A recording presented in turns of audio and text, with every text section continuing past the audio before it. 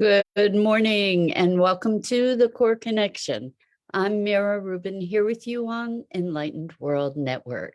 And today's topic is self-fulfilling prophecies.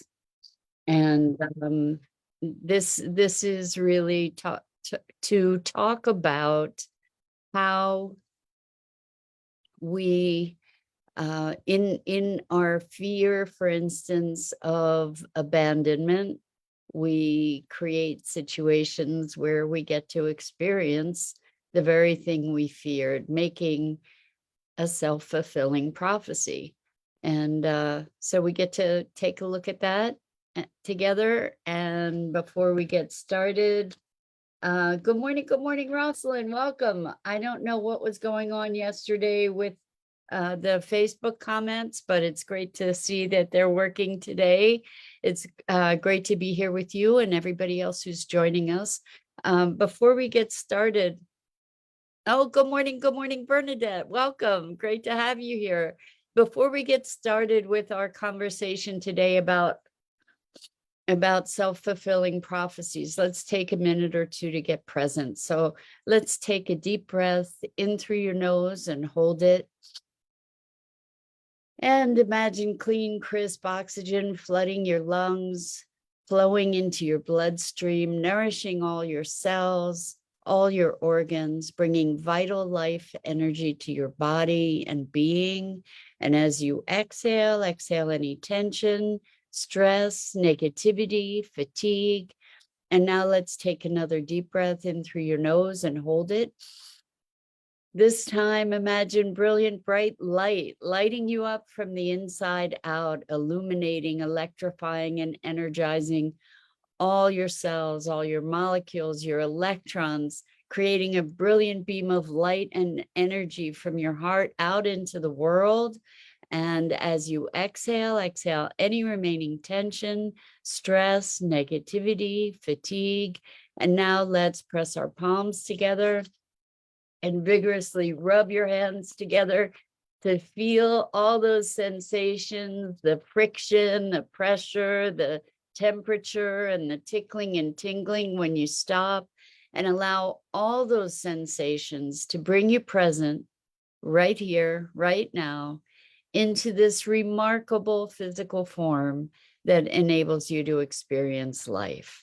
Welcome, welcome, welcome. It is so good to be with you, and welcome, Gia. Great to have you joining us. And today we're talking about self-fulfilling prophecies and how oftentimes the very thing that we're afraid of creating is what we help to mastermind into existence. So let's take a look at that. And this came up when I was thinking about my good morning, Robin. So good to have you here with us this morning. Welcome. We're talking about self-fulfilling prophecies, and I'm going to talk about it in the context of abandonment. And because this was something that came up for me, like some even deeper experiences or feelings, remnants of issues I've had in the past around abandonment, and recognizing that they were still active on some level, very, very deep. So it's fascinating to me when these old issues surface again after we've done so much work. You know, the tendency is to think, oh my gosh, you know, I did all this work and nothing, haven't made any progress. Here I am again, same old, same old. But the truth is, it's not the same old, same old. It's a different level. You know, if we think about this upward spiral of evolution, that it goes round and round, and we keep revisiting certain things on deeper and deeper levels. So it was surprising to me, actually, to experience how deep the emotion was still at this new dimension of recognizing this very old issue, in experiencing abandonment and fear of abandonment also. So anyway, when that's operative, when we have this deep fear, for instance, I know, right? Rosalind says, gosh, how many forms can these things keep coming up, like feeling worthy? Exactly. Abandonment, worthiness, trust issues, all these things that just keep resurfacing, right? But deeper and deeper in different dimensions of the same thing. It's kind of shocking. It's kind of shocking. Anyway, when we are afraid of being abandoned, we tend to abandon, actually.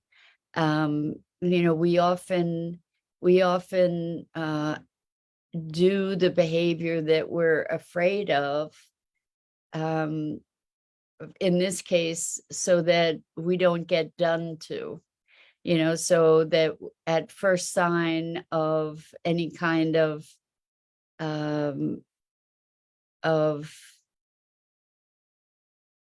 any indicator that might lead us to believe that abandonment might be coming, maybe we abandon, right? We run the other way. But the thing is too, let's see, Gia says, oh God, they're disguised in ways that sometimes it takes a long time to even recognize why I'm feeling this way. 100%, Gia. I understand that completely. I've been noticing all kinds of behaviors in me lately that are kind of resistant avoidance behaviors. And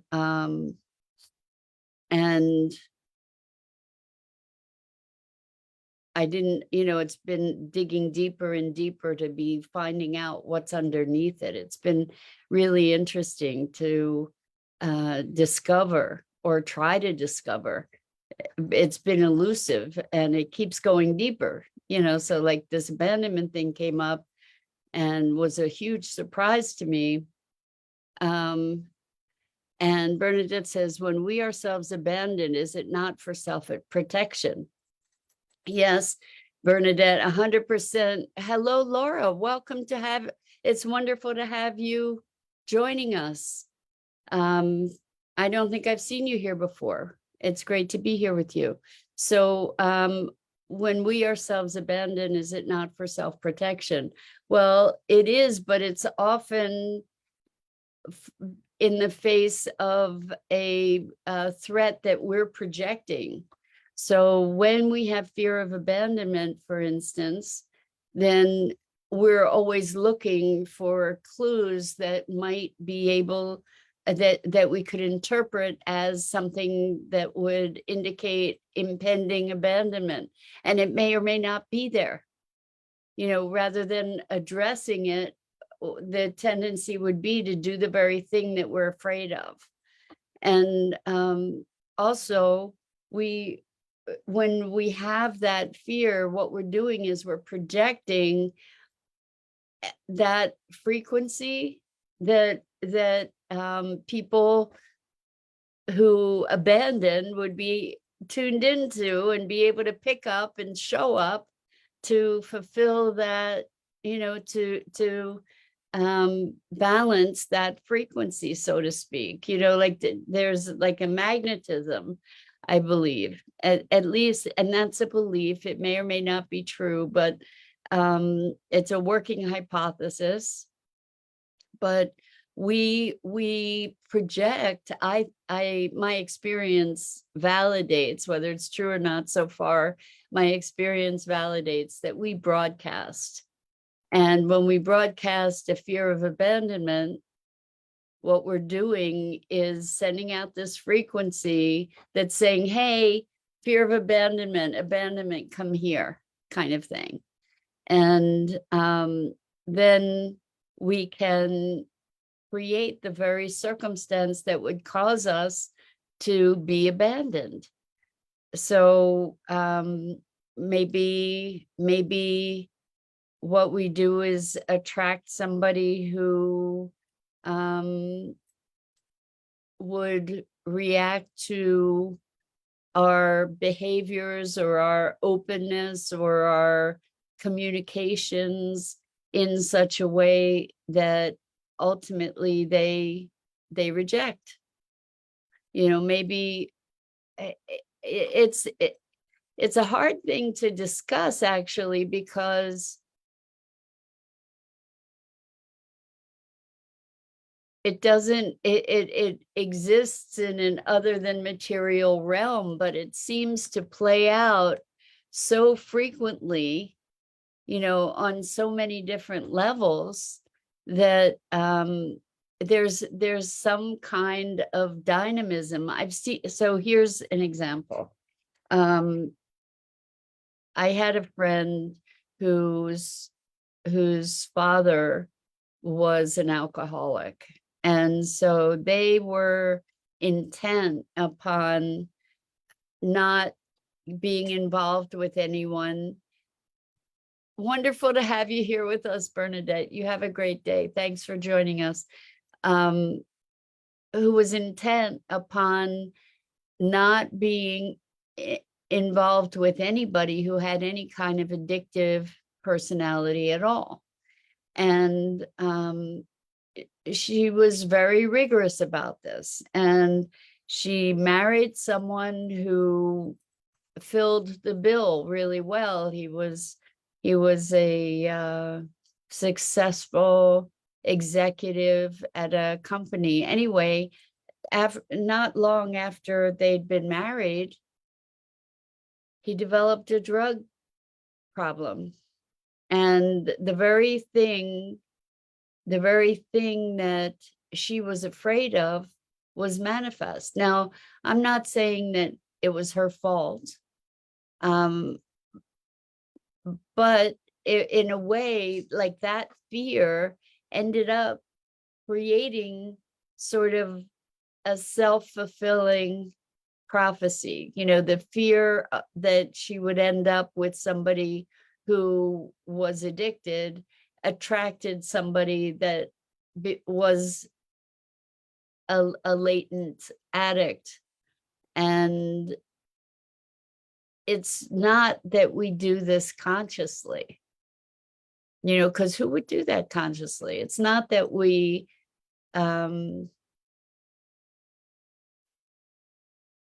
write an engraved invitation consciously, but psychically, maybe somehow we're sending out that invitation for exactly what it is that we're afraid of. So projecting the fear outward attracts whatever it is that we fear. And so dealing with these deep issues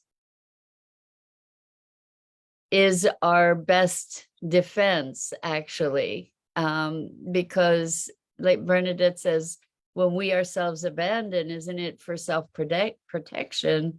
Well, yes, but the protectiveness that we create is also what is attracting the situation to begin with. It's kind of this crazy loop. I don't know if you've had that experience, but like, if you're oh my gosh, let's say, we talk about this all the time, like expectations. When we think that people are out to get us, we're going to attract people that are out to get us. If and we may show up, like, if I'm expecting that people are out to get me, I'm going to be really skeptical and maybe kind of sketchy or angry or really defensive when I interact with other people, which is going to generate a certain kind of response from those people, right? And Rosalind says, and then when the thing happens, we tell ourselves, here's the story playing out again. Here's the story playing out again. Story of my life, 100%, right? Self-fulfilling prophecy, right? I am expecting that people are going to act a certain way. I behave in a certain way that can help to precipitate that action, or I have radar for the people that will act that way. And then I get to continue to reaffirm my expectation. And the other thing is that it works the other way too, in so many ways. So if I expect that people are kind and generous, and like that, if that's authentically the expectation, not an imposed expectation, not like trying to counter, override the real expectation that people are awful. But if I really truly believe that people are kind and generous, I'm going to be sending out radar that invites people or attracts me to people who are kind and generous. And then I get confirmation of that expectation, right? So I'm sure you've heard of the term confirmation bias. Confirmation bias is where we look, where the lens through which we're seeing is tuned to see certain things. And an example is, for instance, if you've bought something, let's say you've shopped and bought a car, then the likelihood is that you will see more of those cars than you ever saw before, because you have that lens through which you're perceiving the world. So confirmation bias. And it's really interesting, actually, because targeted advertising, social media targeted advertising, really works in that kind of arena where you go on to certain websites, you get fed things that are in alignment with what the demographics say about people who go to those websites. So you get fed other things. Same thing with media feeds, or it used to be. Well, I'm sure it still is, but with media feeds, where you see, you go to look at certain news or information channels, then you get fed more of the same, and it becomes an echo chamber. And I love what you said, Rosalind, story of my life. That is what happens. We have these stories, we project them out into the world, or we broadcast them out into the world. We attract the things that are going to confirm and reaffirm our bias. And then our belief that that's how things are becomes even more deeply entrenched.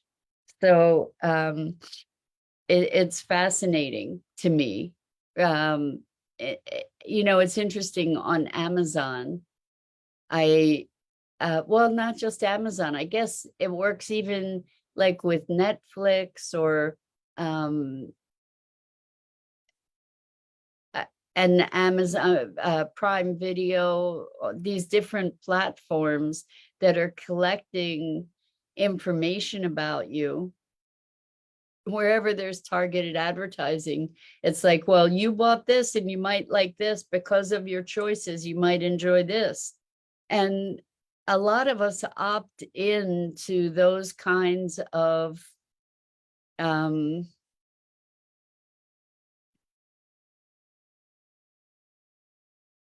results, opt into targeted advertising so that we get shown things to buy or participate in or watch or consume that are aligned with things we've already consumed. The thing that's interesting to me is like looking at Amazon. I have to share, I'm so excited. I know I have shared with you before, I'm so excited about going to this workshop to build aircrete dome houses. I'm super excited. Anyway, so I needed to get some things. And I know that there are people who would, who just are super anti-Amazon, and Amazon is one of my vices. So just have that out, right? And, have that out in the open. Anyway,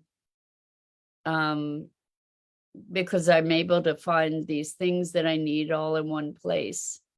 And so I was shopping for gloves because I needed waterproof gloves for the construction. And so the thing that's interesting to me about Amazon, and you can see the algorithms at work, is I bought this thing. It's not like I need to buy them ongoingly. It's not like I need a bunch of different variations on the theme. And I keep getting shown all kinds of gloves. So I'm seeing this echo chamber, these algorithms at work. But if you think about it, think about our activities and our communications, we can think about it as algorithms that we're sort of putting out into space that are being fed back to us. When we change, the feedback changes typically. Now, maybe not with Amazon, but I do know people who have deliberately messed with the algorithms by looking at or looking up things that take them out of the echo chamber so that they get a broader serving up of information. But the thing is, when we get a result in life, I think it's important to look at what our expectations are, and not necessarily in that order. It would be great to look at what our expectations are before, like look at what our predispositions are before engaging. So maybe we want a relationship more than anything, and we're feeling the lack of relationship more than anything. So we're trying to make a relationship happen, but what's happening is we're broadcasting lack of relationship. So it's a self-fulfilling prophecy, because we might show up as super needy. We might show up as super clingy. We might show up as super intrusive, or, whatever it is, the frequency, the energy, the algorithm of no relationship or lonely is what we're putting out in front of us, is what we're projecting out into the world. And almost like an unwritten invitation, but an invitation nonetheless. So if we can look at what life serves us, not as the story of our life, but as feedback, then it might give us better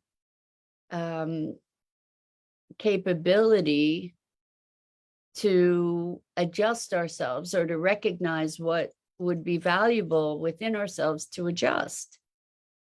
So for instance, if there's an experience of abandonment, we can be looking at, oh, what's going on with me around abandonment? Or if there's an experience of anger coming back at you, then maybe we get to look at what is going on with me around anger or peace, or, these are clues. If we look at things as feedback, if we look at our experience as feedback, then it gives us an opportunity to have another lens on what might be going on internally. So Gia, you had said that sometimes it's really hard to find out what's going on, what the feelings are, why we're feeling a certain way. Sometimes if we can see the interactions and the feedback from the seemingly external world, then that might give us clues to what's going on internally too, if we're not as tuned in as we might be. So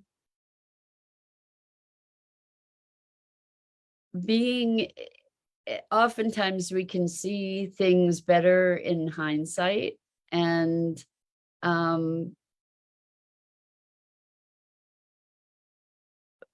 we can, like, sometimes things are really obvious in hindsight. It was like that we wouldn't have noticed going forward.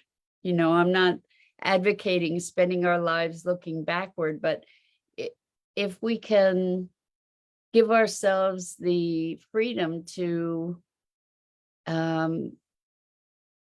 be curious rather than judgmental.